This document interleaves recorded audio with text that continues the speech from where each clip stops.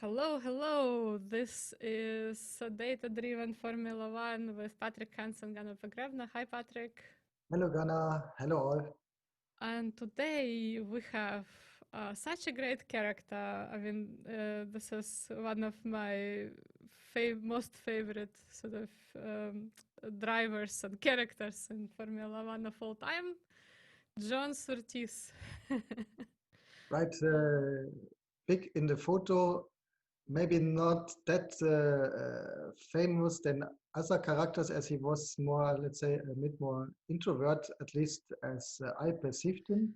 But as you Yeah. said, a great driver, even before Formula One, as he was, as many coming from motorcycling, but he already won a motorcycling championship before he entered Yeah, Formula One. so I just want to say two things. First thing is when you look for pictures of John Surtees, you find an enormous number of him in when he's relatively old. And he lived a very long life. He passed away in 2017. So Yeah. he really was one of the survivors. So yeah, he was born in 1934 and he passed away in 2017. So it's difficult to find pictures of him in younger age, but there are a lot of pictures of him. So I'm not sure that he was an introvert that much, but he just was a person who was very concentrated on what he did, what he was doing. Yeah. Was very methodical in it, and the absolutely amazing part. So for me, the first time I was in Coventry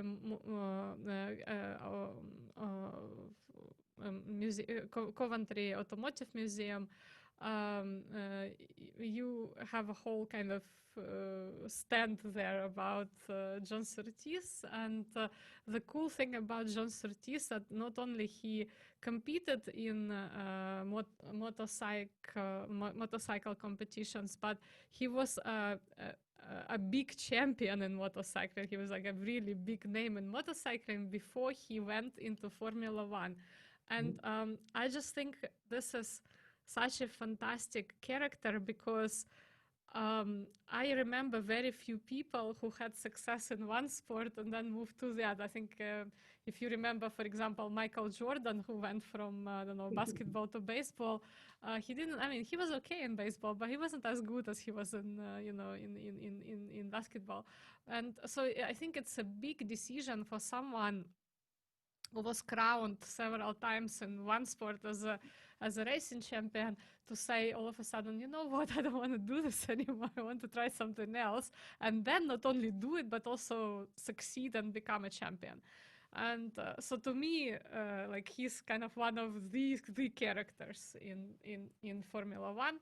Definitely for me. I mean, I'm obviously very biased, but I'm really looking forward to today's episode.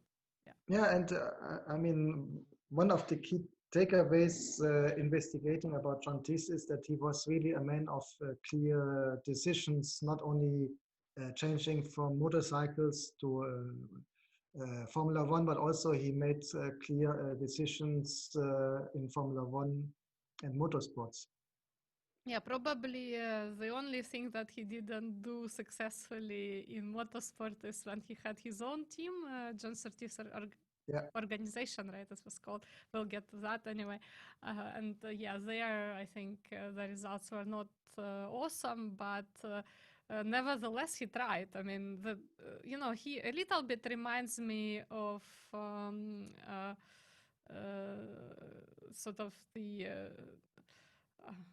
God, the name just escaped me. The guy who owns the Tesla company. Tell Elon me. Musk. Elon Musk, that's it. Sorry about this. Yeah, so Elon Musk, because he kind of, makes this really big decisions really easily, very risky decisions, right? I just want to do this, right? And he kind of does it. So that's the kind of guy we're talking about today. So he made very risky decisions, career changing, life changing decisions, just like this. And we will also talk about when he was with Ferrari and decided to to leave Ferrari just like this. So this decisiveness, I think, really defines his career and his success, in fact, right? So Exactly. But let's um, start again from the beginning. He was born in February 11, 1934 in Tedsfield, Surrey, England. He was the son of a British motorcycle driver, so practically his first career was influenced by his family. yeah, absolutely. And Sari is. I mean, I just looked at for a research paper. I looked at all the locations of Formula One, and kind of this region near London is the heavy concentration of sort of engineering talent, and definitely well for McLaren this is Worthing, but you also have Sari there nearby, and then we also have kind of a center in Midlands. Where we have really cool car engineering in England. But essentially, yes, I mean, his father was not only just riding motorcycles and not just having a workshop, motorcycle workshop, but he was a champion in motorcycling. So for John Surtees, he started participating very early, from very early age in his Yes, dad's. important. Yeah, and his first sort of participation in a sidecar was at the age of 14, for which they were disqualified, I believe. But then his first independent ride was at the age of 15. So it's like really amazing career. Yeah, and I mean, amazing if you think from today's perspective, the decision from his father to start a race with your 14 years old son. I mean, yeah, it's amazing to read it now, but let's say you would you would also ask a little bit if his father was really sustainable in that to race with your son in such a dangerous event. Yeah, but at the same time, I think this understanding that you need to pursue your passion and you need to sort of support your child and what they want to do is kind of also what John Surtees did himself, and his son Henry was. Participated in Formula 2, as we Yeah, will talk about him later, and he died at the age of, as his son died at the age yeah, of 18. But I think this is a kind of looks like a family yeah, tradition, as like we are passionate about. So it a little bit reminds me of Ascari family, yeah, right? When they had a father and son, and so they really so Alberto Ascari's dad was basically Enzo Ferrari's yeah, companion in many races and raced himself, and died very young. And this is a very risky occupation, so you can die in motorcycle racing probably more than you can die in car racing. And so yeah, I mean, it's more likely, a lot more dangerous.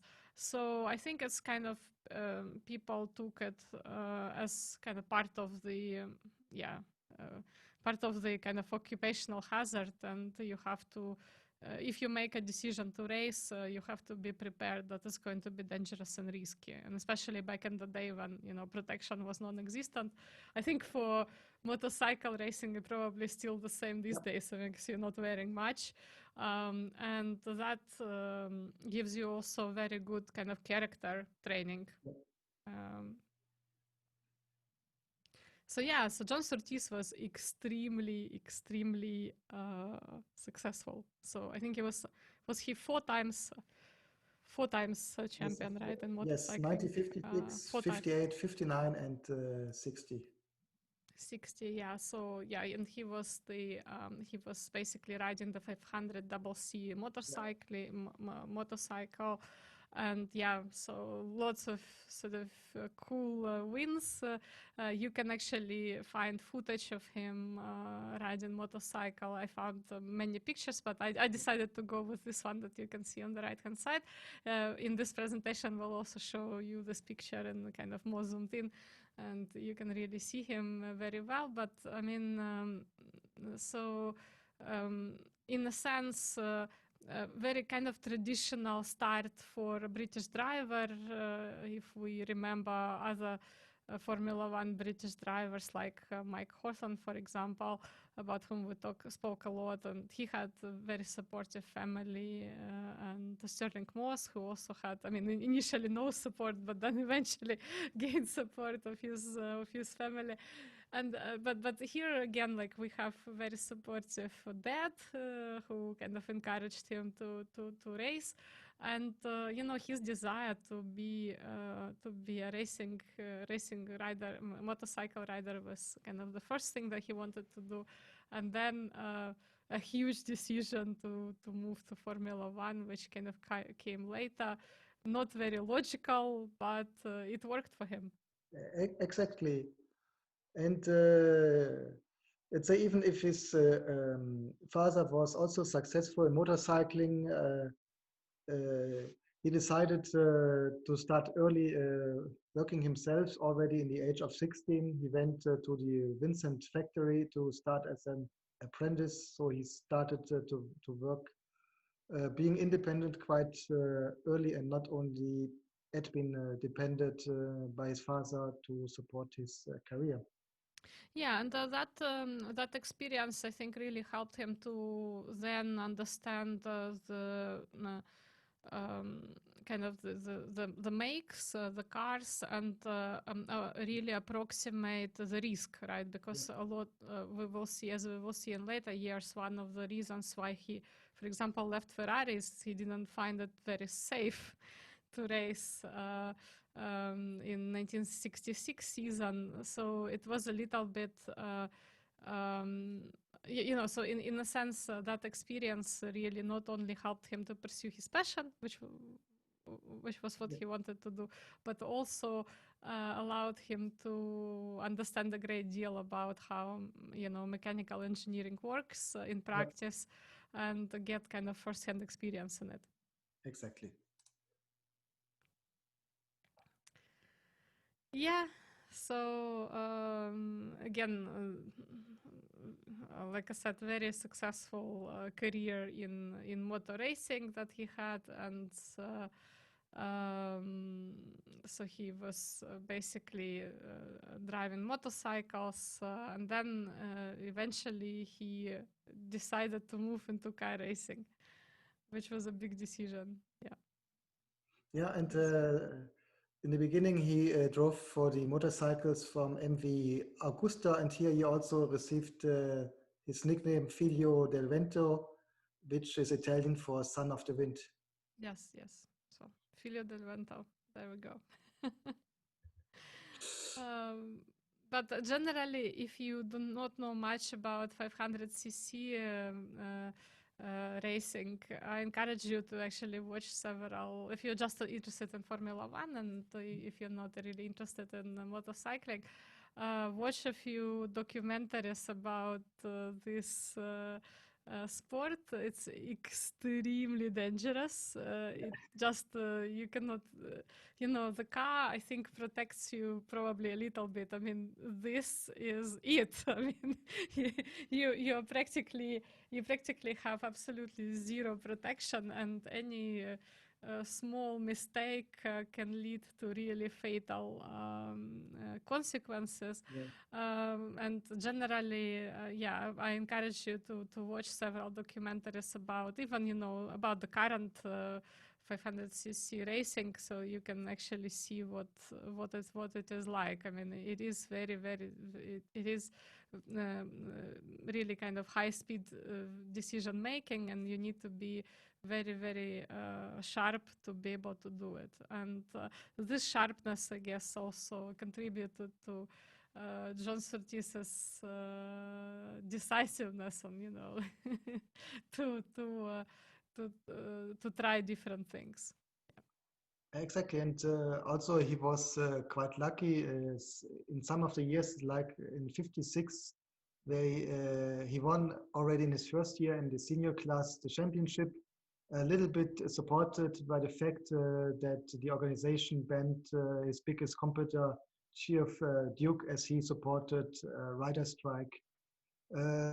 Something later also as he drove for Ferrari, he was quite lucky because he practically won in the last race of the championship due to the technical problems from its competitors. But Yeah, and we but also discussed this. We also discussed it many times before. To win a race, a championship, sometimes it is important to be in the second position, to be there when your competitor gets the trouble. So even if you're winning with luck, it's still a lot of skills. yeah, I mean, we will obviously come to the champion the champion season for John Surtees shortly, but I think he won in this fantastic sort of runoff between three Yeah, drivers, right? And we it was very tight, so I don't really think that he got, you know. All three of them were very good, but he emerged as a winner simply because, yeah, of course it is. It is the always this. We always have this conversation about skill versus luck, yeah, but still I think if skill is not there, luck yes, alone in Formula One will not help you. And to John Surtees's defense in motorcycling, yeah, I mean the 1956 season probably was luck more than skill. I'm not sure, it's debatable, but definitely the fact that he then won three more exactly. Yeah. championships shows you that, yeah, I mean, the guy was really good and he deserved to be a champion. Yeah. Right, it's less skill versus luck. I think skill is the basic requirement, and luck is what you, in addition, may need. Yeah, I mean, it's a big decision making process, especially for the racing driver, because you have to have a good team behind your back who are working tirelessly on an innovative design. You need to pick well, like we saw with Fangio, for example, who kind of had like a sense, Yes. right? I mean, that this Yeah, team will be good next season.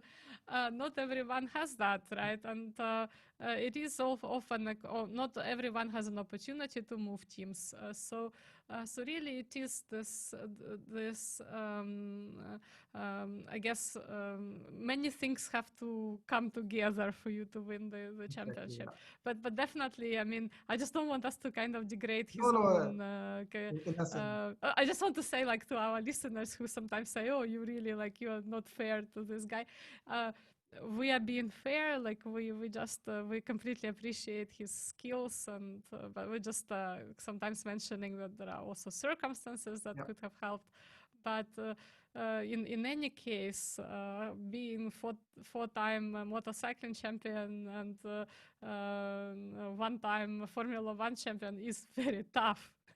And requires fantastic skill sets and ability to make quick decisions and ability to select the right people at the right time and do it well. Right. that's right. So as he still has been active in motorcycles, he already started with testing a Formula One car, and as in the last episode, as we spoke about 69, also here we see a name from the past which will re-emerge. So he first tested the Aston Martin DBR1. Aston Martin had been for 2 or 3 years in Formula One. So even if it's a quite well-known British name, I mean, in opposite to, let's say, to Lotus, they not had been that successful in the past. Yes. They had been, let's say, a smaller team. Yeah, I was thinking quite a lot about why he made that switch. And on the one hand, you would have thought that it's probably about that he might have just been fed up with motorcycling a little bit because, after you are four-time world champion, you're probably thinking, oh, it's, it's probably enough time to retire. But and most people do, I guess, at that stage. But I think it also had to do with the fact that we didn't actually have prominent British teams in 1950s. It was almost kind of Italian-dominated sport. And the beginning of 1960s and then during 1960s we saw the emergence of the British teams who could really compete with Italian teams at that point in time. And I think that also had, so the fact that John Surtees decided to move to Formula One had something to do with that, because he could actually locally train with decent constructors, and that certainly contribute to his decision to move into Formula One. But I think to be, such a big star in the UK in motorcycling and then move to a completely different sport was a big decision. So, I mean, he I think deserves respect just for that. Completely agreed with you. And he luckily, thanks to Formula One, he took the opportunity to start at Indianapolis 500 in 1961 with the Cooper T53. Mm-hmm. Yeah, so essentially he was driving Cooper Max, but for a smaller team, right? Yes. The CM Credit Racing team. Pretty much he worked with Reg Parnell, who is also the kind of quite a famous figure in Formula One of 1960s.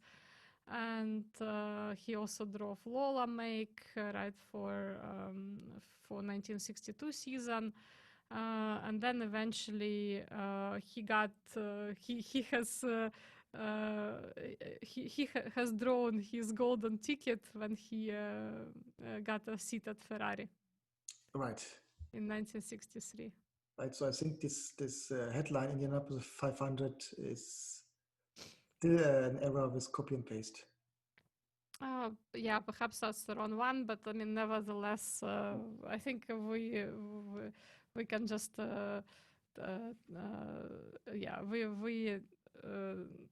everything that we said about Cooper, Lola, and Ferrari are correct facts. Yeah. So I guess the title should have been maybe Ferrari, like Ferrari seat here, so. And then we're coming to the infamous 1966 Limo. As in various years, Ferrari was suffering with their labor union. There had been various strikes. The strikes not had been particularly on Ferrari, but they had been in the whole country. And due to this, Ferrari could only afford to bring two of their cars, the Ferrari P3s, to Le Mans. And with this, they had to limit their drivers to 4, as it was only allowed to have 2 drivers per car.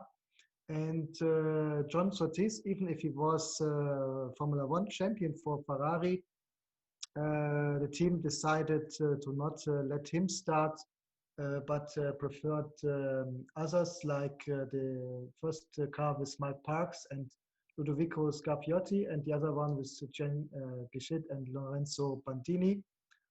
John Surtees was very unhappy about this decision, and here he explained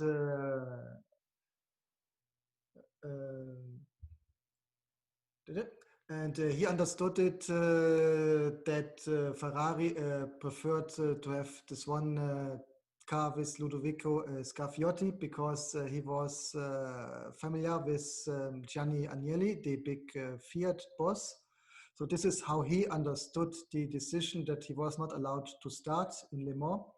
On the other hand, the Ferrari team explained it a little bit different because back September 65, John Surtees had a very big accident in Canada, where he was even at risk to lose his life. And Ferrari explained its decision that they not felt that he that he was already strong enough to start at a 24 hours endurance event like Le Mans. Yes, yes, absolutely. I just want to say that obviously one thing that we should have mentioned and we didn't is that he was a champion, Formula One champion in 1964, and Ferrari was his team. So he felt, I think, pretty passionate about driving for Ferrari. But then, indeed, in 1965, he suffered a very serious. He suffered very serious injuries in Canada. Although we have I mean, when you look for kind of footage and news about that event, very often you find these pictures of him in crunches, and he. But he was always saying that he was going to go back to racing. And that's another, I think, really cool thing about John Surtees, that he didn't give up like some drivers do, because some drivers after these pretty big accidents, they stop driving, or they actually anyways switch to maybe some other motorsport, not necessarily Formula One. But I mean, he was always very determined to go back, despite serious injuries that he sustained in that race. And I guess it was maybe a combination of sort of maybe he didn't feel that it was fair decision on the part of Ferrari, but equally I think it was his desire to continue racing that has led to this result. But nevertheless, he will remain in the history of Formula One as a 1964 world champion in Formula One with Ferrari, right? So Ferrari, I guess, was the most the team where he reached his highest point of success in Formula One. Yeah, and I mean, it's difficult to judge for us now what was the real reason. Was it because he was still not strong enough after this big accident, or also Ferrari wanted or had to prefer Scarfiotti to please Agnelli, or maybe it was a little bit in between. I mean, a lot of decisions are based not only on one topic, but on two or more topics. So maybe both somehow influenced Ferrari's decision to decide against him starting at Le Mans that year.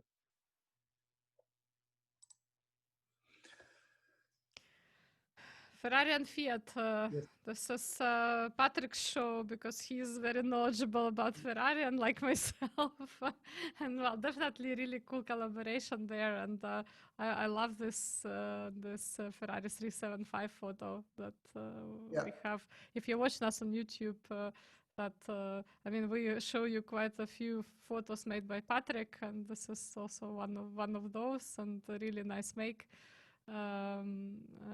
Which was, I guess, a collaborative make between Ferrari and Fiat. I didn't know about that. I'm familiar with Ferrari's 375, but I don't actually know much about its history. So we'll be eager to hear Patrick's. Since the beginning up to today, if you have the budget, if you have a special relation to Ferrari, you have the possibility to develop a car based on your personal preferences. this, which again, not especially today, is not only limited to your budget, but you really do have to show that you have been, that you bought several Ferraris in the past and that you not sold them directly after. But also in the beginning, and especially here in the 1950s, Ferrari and Fiat had, of course, a closer relationship. So Ferrari made this special car, especially for Gianni Agnelli, after his personal preferences. And it wasn't that difficult at that time to do, because in 1950s Ferrari was far away from being a mass manufacturer of car. So they worked together with, they had practically had the chassis, and then they went to the different coach builder companies where they could do an individual design, or also where later the customer went through, and because they wanted to have somehow a different Ferrari. So this one you see here on the photo, if you are with us on YouTube, shows one of the 375 America Coupe, which was especially done for the big Fiat manager. Besides the business relation, Gianni Agnelli and Enzo Ferrari, they always had a very good relation, despite they had complete different background. Enzo coming, let's say, from middle class family, working class, and Gianni Agnelli coming from, let's say, from this more rich family. But nevertheless, the two men always came along very good. If you saw the movie Ford versus Ferrari, you saw the attempt from Ford to acquire Ferrari, because at the time they had been the big mass manufacturer, but Henry Ford always wanted to have a little Italian company to present also in his showrooms. First, they tried to acquire Ferrari, and in the beginning, Enzo Ferrari was quite open, because he understood that to be successful in the future as a car manufacturer, but also to have enough budget to invest again in the racing team, you need somebody bigger behind you. Henry Ford offered Enzo originally to acquire the company, but let him complete freedom for the race team, which I understand he took back in his later offer. That's why Enzo declined, why Henry Ford became quite angry, and due to this decided to start at Limo to beat Ferrari on the racetrack. And as consequence, Enzo agreed later with Gianni Agnelli, and Ferrari became part of the big Fiat company. But here, as Gianni Agnelli maybe had been a little bit more empathic than Henry Ford, he left him all the freedom for the racing team, and also big decision-making room inside the car company. And Ford later cooperated with another Italian company, De Tomaso, which they not acquired, but they had an agreement, and they sold the De Tomaso cars, which had, by the way, the Ford engine in the US. So this is a little bit as background between the relation between Ferrari and Fiat, and why maybe they wanted to please Agnelli and have Schiaviotti driving at Le Mans. Yes, absolutely. And I just looked up this. Why did we have this mistake with Indianapolis 500? So the debut race for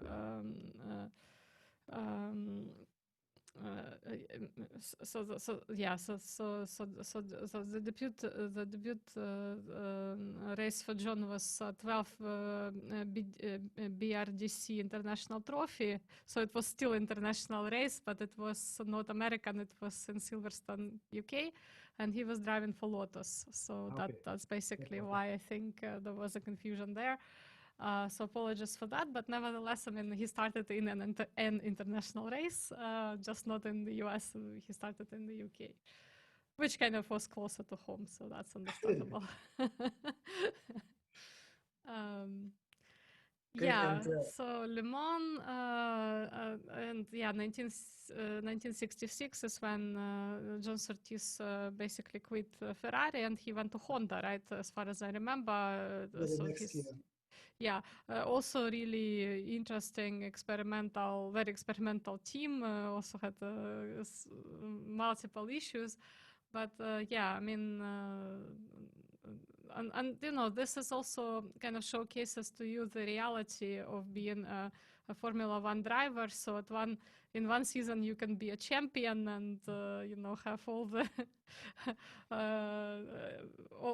kind of the victory is yours and everything is there, all the stars are right, and the next season you might not even have a seat, right? And Exactly, and maybe you took this decision, maybe also a very emotional decision. And as you see a little bit on this page, the question is, was it worth it? Because if you see here what happened, John Surtees quit the Ferrari team. He wasn't able to defend, to become a champion again, even if as the moment as he was leaving, he was leading the championship. And also due to this, Ferrari could not win the championship in Formula One. But if we analyze Le Mans, why everything went up, all the emotions, decisions. I mean, it was completely dominated by the Ford team and the two Ferraris.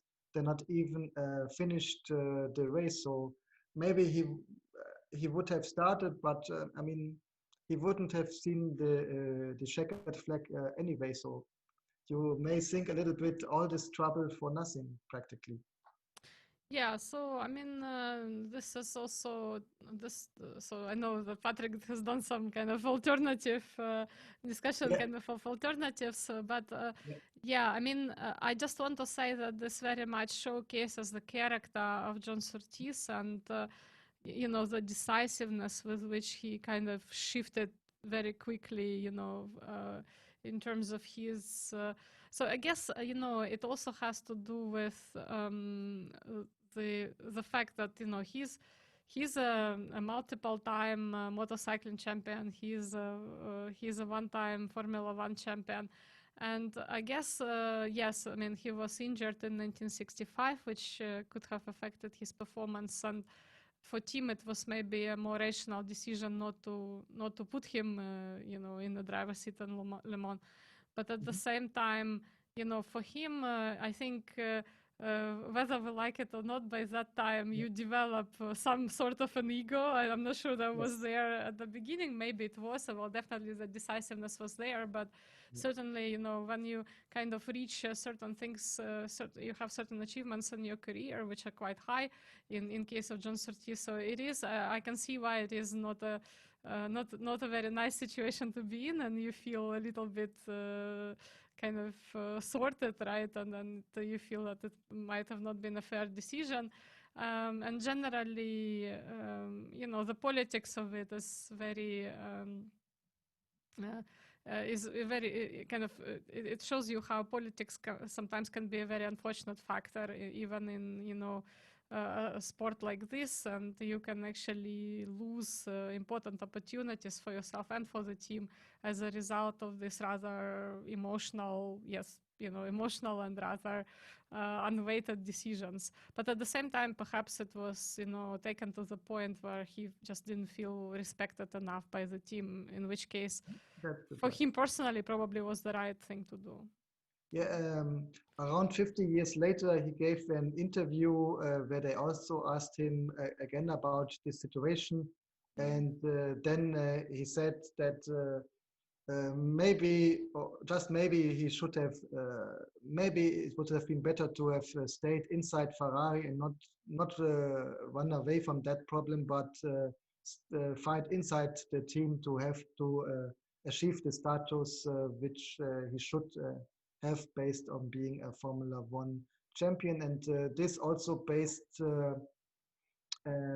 on the fact that he left Ferrari after the second race of the season, where he practically was leading the Formula One championship, and he concluded that based on this, he lost all opportunities to become Formula One champion again. Based on that idea, I did some calculations. As you said, I did. You see here on the top what happened in '66, and some alternative down with the idea that he would have continued at Ferrari. At Ferrari, he was replaced by Mike Parks. So I used also I used two different patterns. He left after only 2 races, so it's quite difficult to predict how the season would have went for him, especially because in the first race in Monaco he had 0 points, and then the next race in Belgium he won, so he got 9 points. So it's quite difficult to calculate a tendency. So I just took the idea that he would be 1 race outside the points and would win the next points. And I combined this with the results from Mike Parks, with the idea that Mike Parks had the car which would have Surtees before, and included here also 0 points when he retired based on technical problems.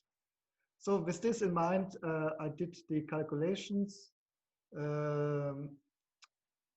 John Surtees, he switched to Cooper Maserati at the second half of the '66 season, which he won in Mexico, but besides this wasn't that competitive.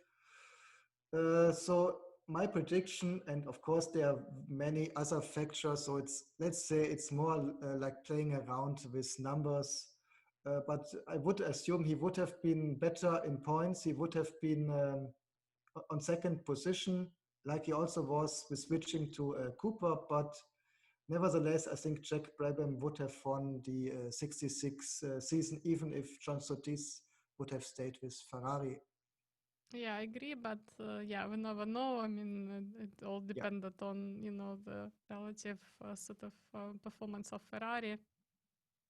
So if Ferrari really improved by then, maybe it would have been a lot more successful year for John Surtees. But I mean, what happened, and we cannot change that. So he decided to quit Ferrari, and then he raced for other teams, so Cooper, Honda, definitely, and so this was more kind of difficult stage of his Formula One career, but nevertheless, he was already a Formula One champion. Exactly, and it stayed in 1966 because before he switched to Cooper in Formula One, he also entered the Can-Am series where he started for the Lola team. And you see here the Lola MK2 Spider. Yeah, beautiful. Later, beautiful car. Absolutely. Like if you are watching us on YouTube, you can see how pretty this make is. And yeah, definitely the Spider cars are like Lola Spider cars are just so cool. Yeah, exactly. So he also continued with Lola. Not only he continued, he won the series as far as I am correct. Yeah. And so he also supported Lola with the development of their car, and here later Enzo Ferrari wasn't that happy because if you see the later Lola models, they looked a little bit similar than the Ferrari 330, which Surtees had known from before. Yeah, and so yeah, this is always an issue when you lose some people from one team and they're going to the other. You often see kind of this shared innovations across the teams, and yeah, that certainly is always a concern. So yeah, it's keeping people in is a very challenging task. for any organization, and certainly, there is an extra risk in Formula One, obviously, with that. Yep. As you already mentioned, after '66, he switched to the young Honda team. And here, another 2 years later, now we are in '68, another example that Jean Surtees was a man of bold decisions, even on the risk that this not made him popular with his company, with his boss, because in '68 he tested the new Honda RR300 tool, an experimental design with a air-cooled engine. And as he did so, he was not happy with the car, and quite honest, quite openly, he explained it to the Honda team that this car is really dangerous and a potential death trap, as he described it. And as he was the experienced driver that year, and in fact, Honda started with only one driver in the season, he decided against the RR302, but started on the RR300 year from the year before. Then we came to the French Grand Prix, and Honda decided that they wanted to have a second car inside the race. And as they're in France, they looked for a French driver and selected Joe Schlesser, who was competing in Formula 2 at that time. And he started the race alongside John Surtees, but in opposite to John, he selected the new 302. And unfortunately, he had an accident in the car. It overturned, caught fire, and he died in the car. Practically, what John Surtees has predicted, the car was a death trap. At least if we look here at the circumstances, we are not that technical expert to see how much it really was the car or it was just bad luck. But let's say Joe Schlesser, he hadn't had any Formula One experience before. First race in the Formula One, the car which John Surtees said it's undrivable, too dangerous, and he died. Yeah, so definitely his mechanical career, apprenticeship career helped him in understanding cars better, but generally, I mean, this is, I can only imagine, considering the Japanese culture where no is not the word to use, saying something like this to the management was probably also very, very brave decision, but nevertheless, he did it, and as we can see, they should have listened, because exactly what he was caution against happened, unfortunately, to Josh Schlesser, which and this death could have been prevented if there was more regard for the criticism, right? And again, this had quite drastic consequences for Honda, who essentially quit and now participates only as a collaborator by producing engines, right? So effectively, this could have been a more constructively handled case by Honda, but unfortunately this didn't happen. Correct, and it was already his second year at Honda, so John Surtees, I'm sure, know if you if you tell your Japanese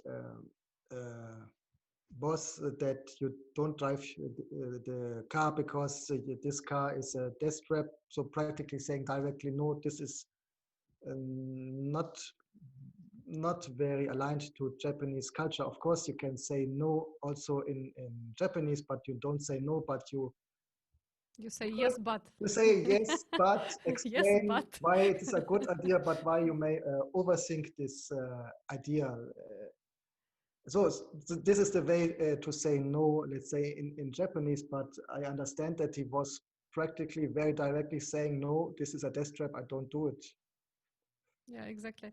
I just remember when I was, I had my kind of final years of PhD, I met kind of a fellow student who was kind of Japanese and Austrian descent, but he was raised effectively as an Austrian, and then he wanted to spend some time with, in Japan with his Japanese strand of the family. So he learned Japanese, but before he went, he wrote to a lot of universities about, that I want to have like an exchange here in Japan. And many of them said what he thought, said yes, but all of these letters said yes, but. So eventually when he actually arrived at one of the universities that he thought were accepting him, he learned the meaning of yes, but, that is essentially a no.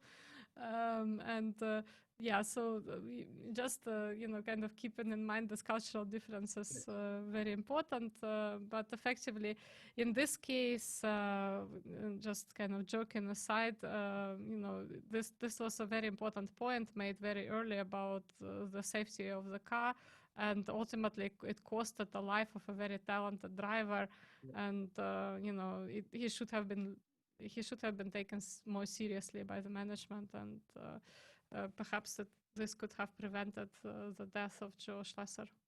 Yeah, and at the end, based on this experience, Honda left Formula One completely.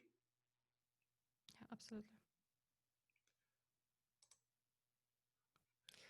Yeah, so this is kind of John Surtees' career in Formula One from Lotus in 1960, like I mentioned before, and basically, we already spoken about 1964 season, which was his championship season, and Patrick found a great picture of John Surtees in Ferrari 158, and basically, basically he competed all the way until 1972, and in 71, 72 he had his own team. And the photo here, you see, this is his car from 1964, but it was taken in 2010, where he drove it again at the Goodwood festival. So we may understand based on this that he and Ferrari, they cleared their problems over the decades. So Yes, in fact, in kind of later years, you can see a lot of footage of him kind of working with younger drivers at Ferrari. So I think at some point they even had some sort of, I don't know whether it was a formal agreement or some just a kind of friendly agreement between Ferrari and him that he will participate more in sort of the development of the younger generation at Ferrari. So definitely he was very.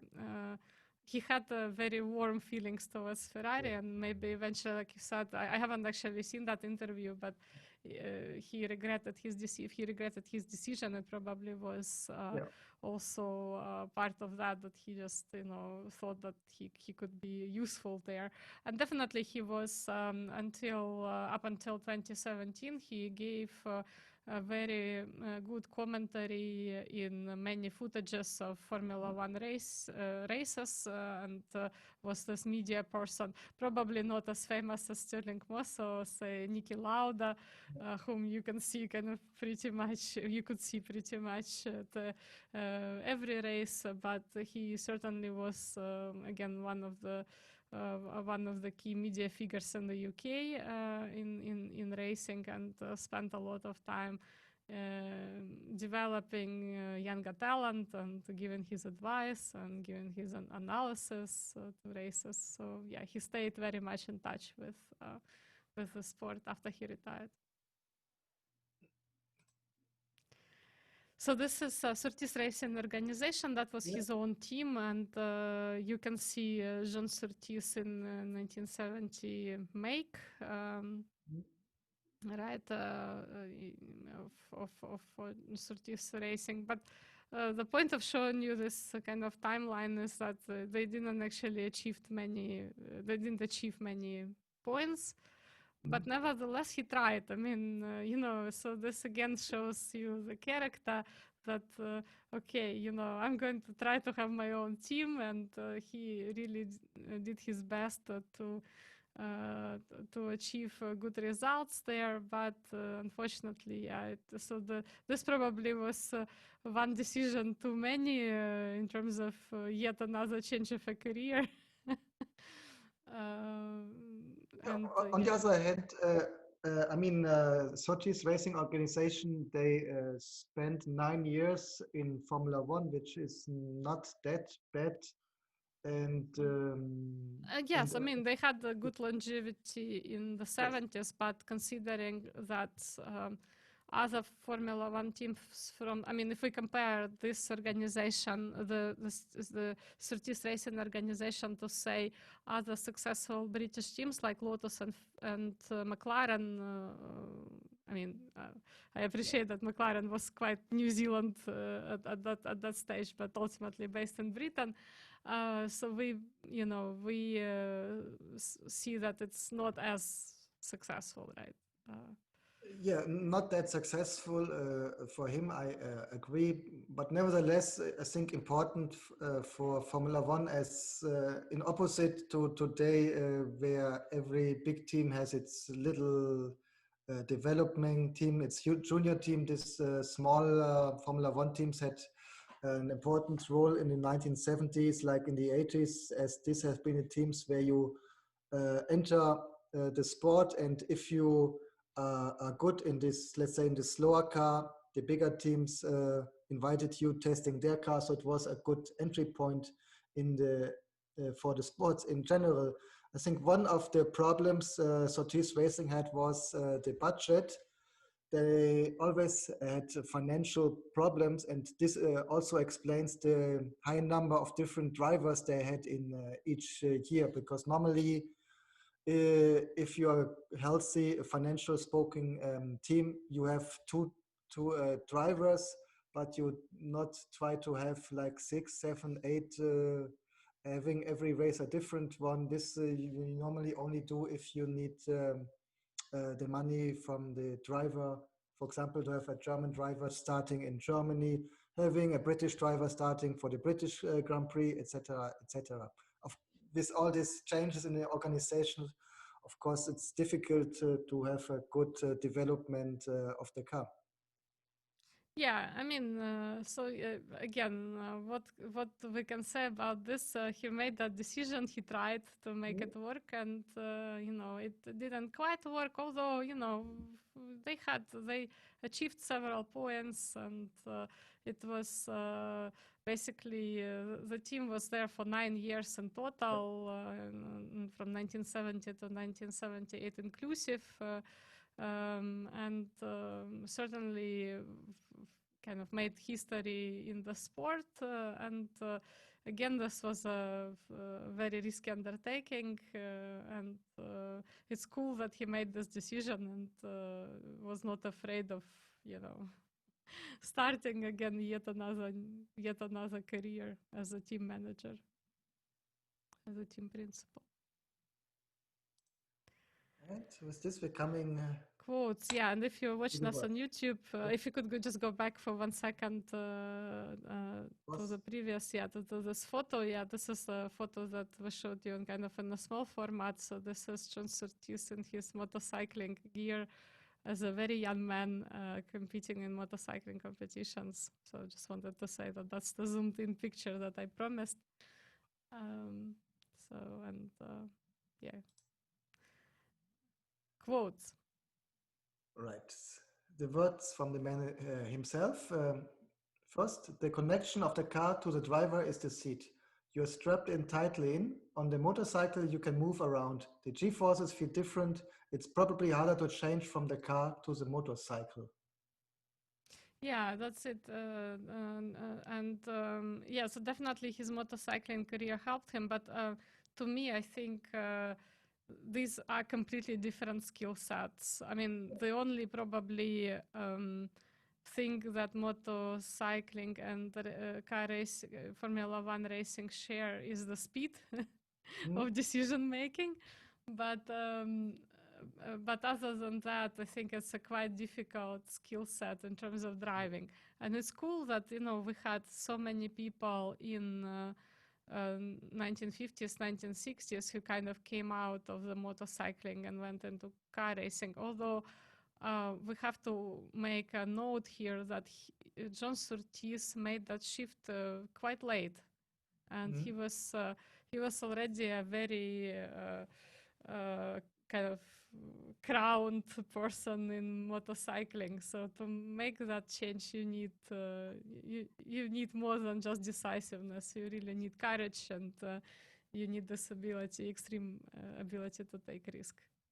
Yeah, but nevertheless, I agree with the last part. We saw, especially in the beginning, a lot of drivers switching from motorcycle to Formula One and being successful up to, let's say, Damon Hill, who did the same development. But as far as I remember, we never saw a successful example that you switch from the four to the two wheels. I mean, we saw Michael Schumacher not being over successful. I think also Lewis Hamilton tried motorcycling a little bit, but So without being outstanding as they had been on the four wheels. well, as far as I know, John Surtees to date holds the record of winning championship both on kind of 2 and 4 wheels in his driving career. It's tough. I mean, it's tough. Yeah. But the skill sets are different. Like I think the skill sets are fundamentally different. And maybe it's just easier to make the switch from motorcycling to the car racing than the other way around. But it also depends on how much practice you have on both, right? So exactly, and I mean, and besides the examples, I think the people who switched from motorcycling to Formula One have been practically much younger than the examples we have people switching from car racing to motorcycles. yeah, I think also in motorcycling, probably driving ability matters a bit more because of the fact that you can move around, you can sort of influence a little bit your performance in the race. Whereas in Formula One, I mean, if you are in a hugely inferior car that is not very reliable, it doesn't matter how good you are and how much you shift inside, it's not going to help you, right? So that's another thing. Yeah. Okay, next two ones. I get appalled when I see good drivers being left on the sidelines because they haven't come up with the 500,000 to 1 million to put themselves in a competitive car. Would be interesting to know when he said this. I could imagine this was maybe after his active career as a driver, maybe in the time where he was the team principal, because he saw all the problems struggling drivers to find a seat inside the sport. Yeah, but also, this kind of showcases the understanding of the realities of for Formula One, and what we said before, that you could be like a champion this season and not have a seat the next season. So this is something that you cannot imagine now, because this is kind of, you have 20-ish people, right, who are driving these cars, and they kind of just move around a little bit. But it's very difficult to imagine to have a champion who would not have a seat next season, but this was very much a reality back then in 1950s, 1960s. And I think he just was expressing this reality that you really need a you really need a lot of things to be able to drive next year. Yeah, It's always a problem. Yeah, next quote. We already analyzed that his team had a high number of different kind of drivers, and here he explained our driver policy was partly dictated by who was available because of other contracts. Yeah, I think this is another important point why his own team didn't kind of achieve the results that he probably was hoping for, is that driver switching kind of constant driver switching Yeah, policy didn't work very well, and as a result, they didn't attract the talent that they could develop within the team. And this was important, and he just, I think, here we discussed how he was lucky throughout his career, but here he kind of ran out of luck, in the yeah, sense that, if he had maybe a talented person like, say, Bruce McLaren, or someone starting relatively early with the team, then he probably would have had completely different results. And he yeah, himself only decided to compete in 71 and 72, and then he had to retire, because I guess, even though he managed to race after 1965, his injuries probably did not allow him to properly continue. And effectively, the fact that he couldn't find a constant talented driver who would be developing within the team ultimately played this negative role for the team, that they couldn't quite achieve the results that they wanted. good. And the last one. I love this quote. This is my favorite. Then you also can read it. Yeah, he said he's got an opportunity with one of the best teams. If he can't do it with Ferrari, well, he cannot do it. So, and this is it. Like, if you are very, if you are placed in a very, like, I also, I have to say, I also do not believe in undiscovered geniuses. If you, I think that if you are good, then you will get an opportunity. But if you do not use this opportunity, then it's your own fault, right? And that's kind of what he said, that it's your own responsibility as a driver to achieve success.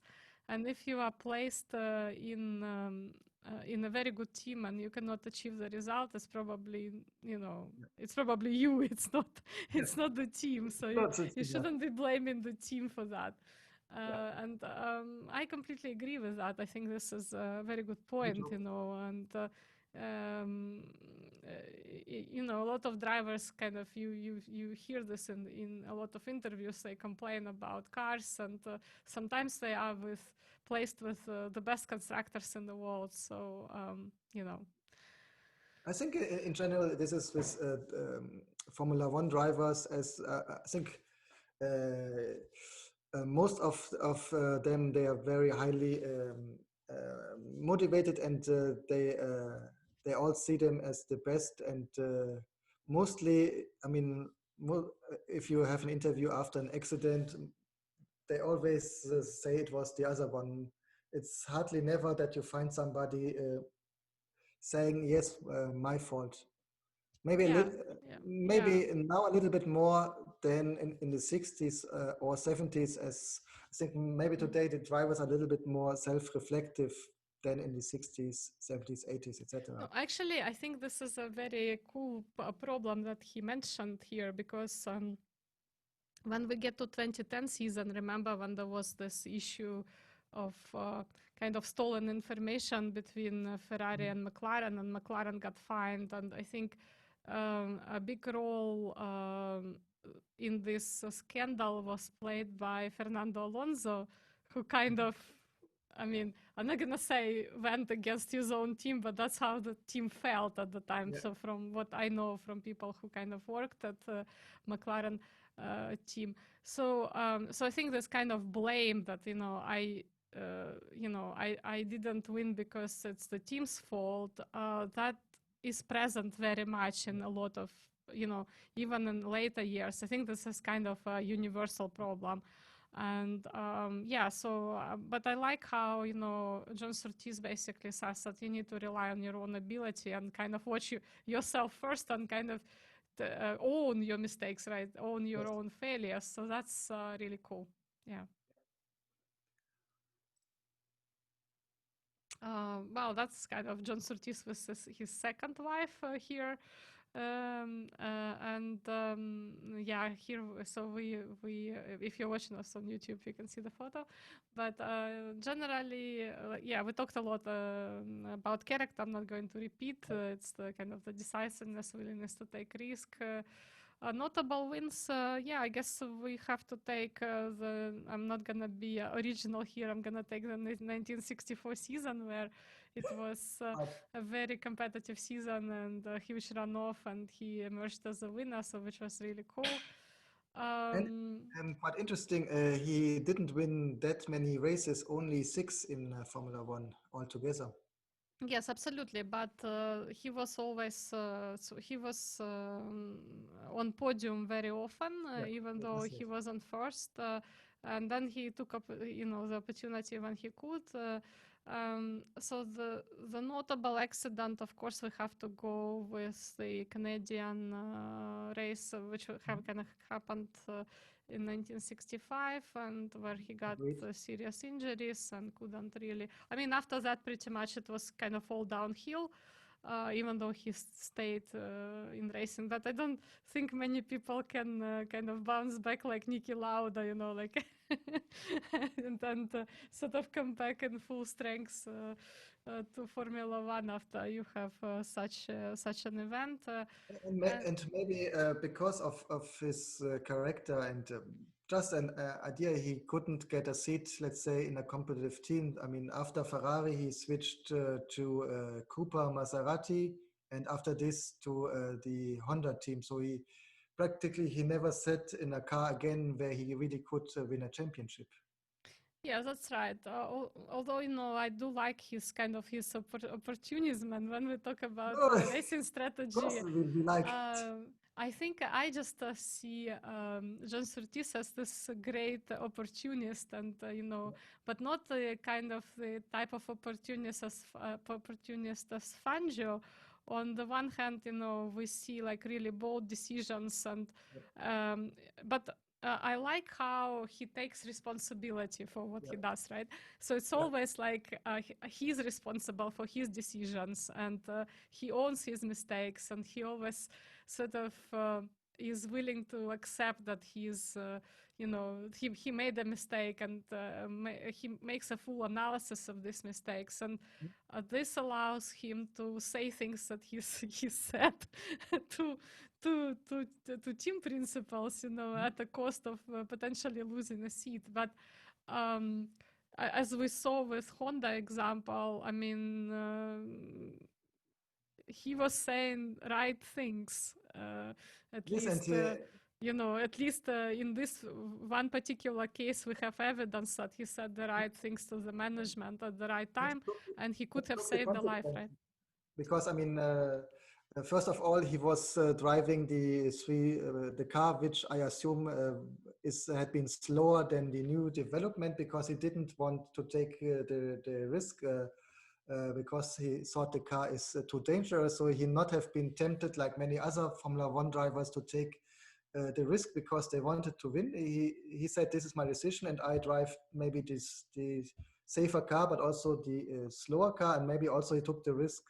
Knowing that maybe Honda would not rehire him for the next season because he was maybe not that cooperative in this situation.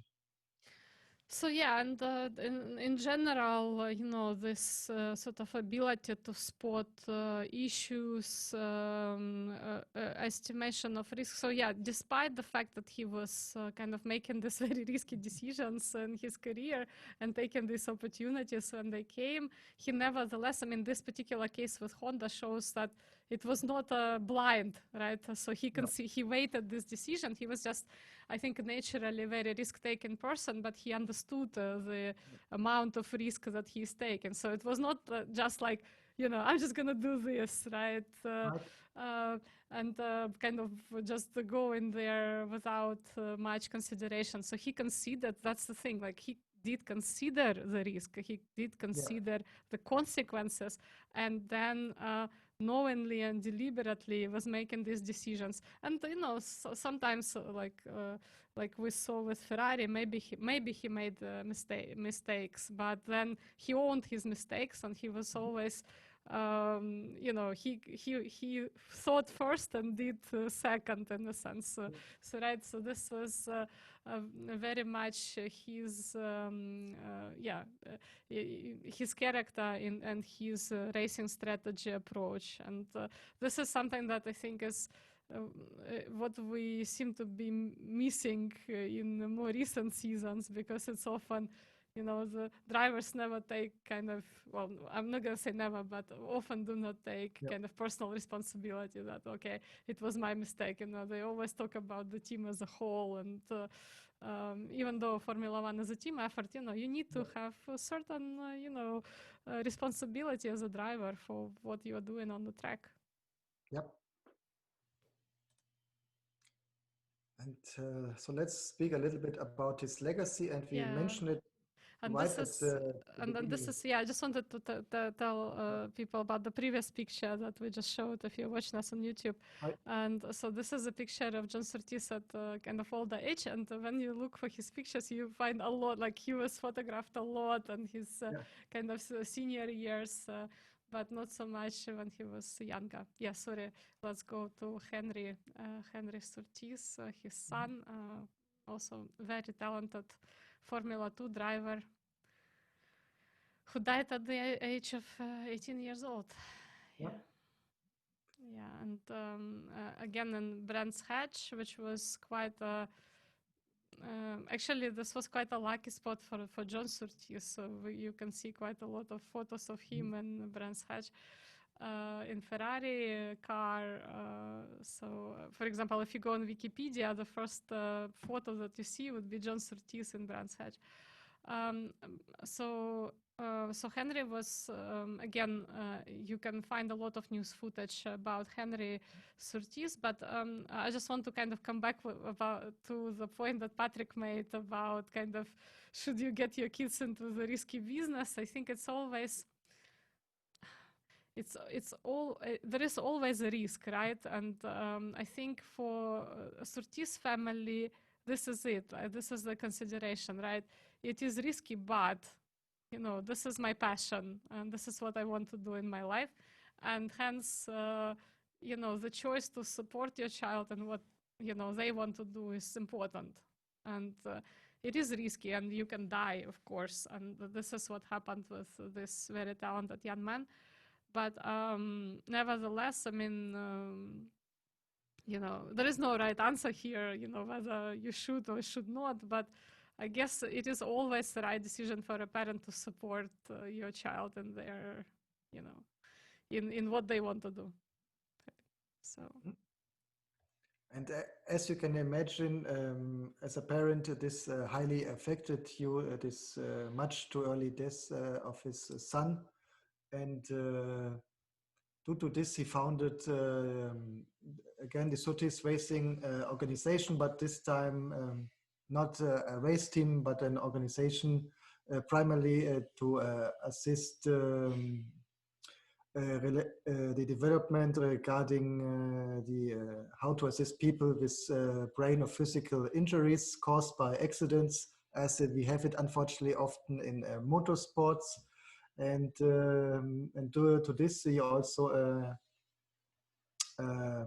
dedicated his museum in that cause.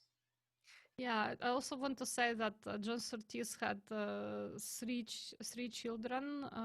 So I think I might not remember the names correctly, so please forgive me. I think it's Leonora, Edwina, and Henry, who tragically died. So he also had two daughters, and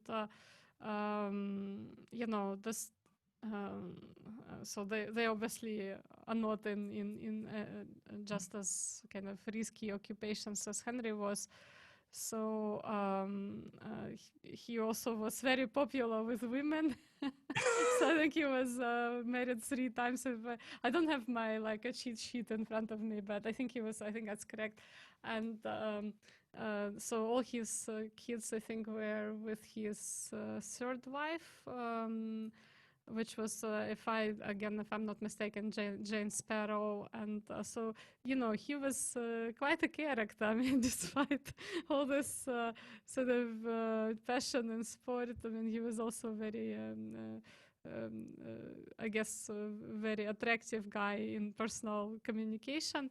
And also, so we haven't actually talked about his death, but he died of respiratory failure in 2017. So basically, we can say that that's probably just age.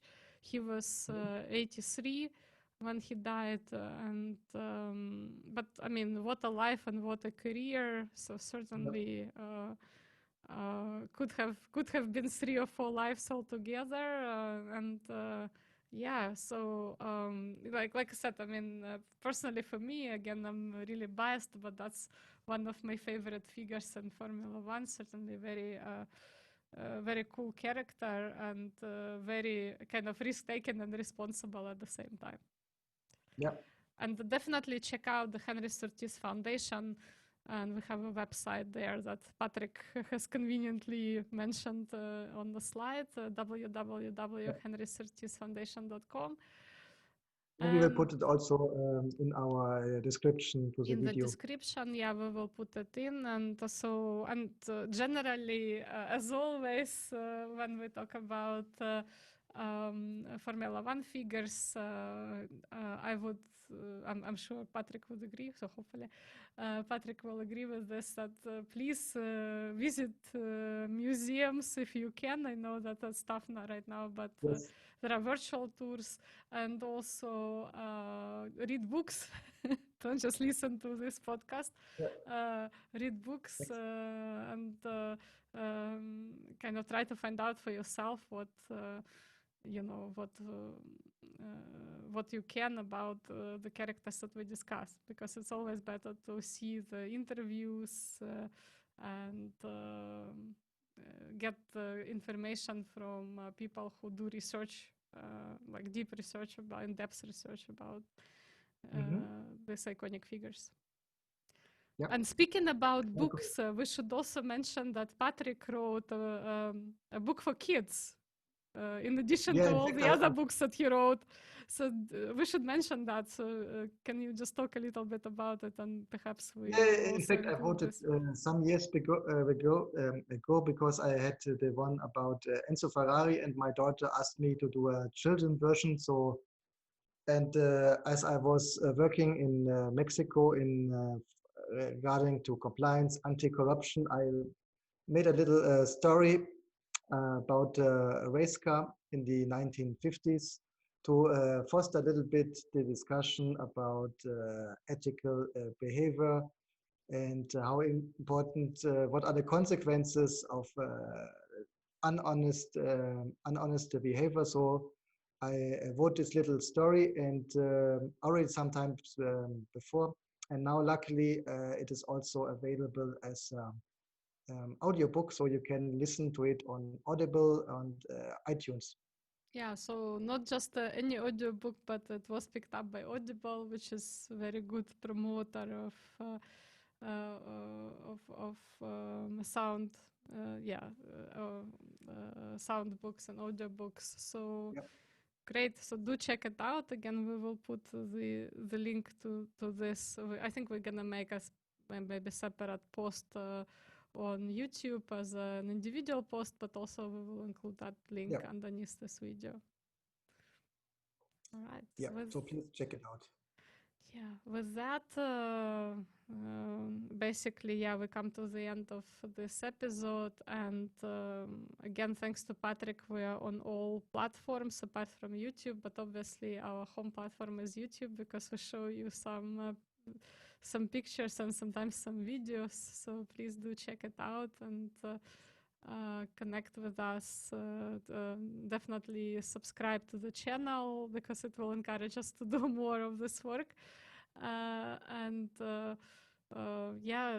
Engage with us on other platforms and leave comments if you're interested in Formula One history.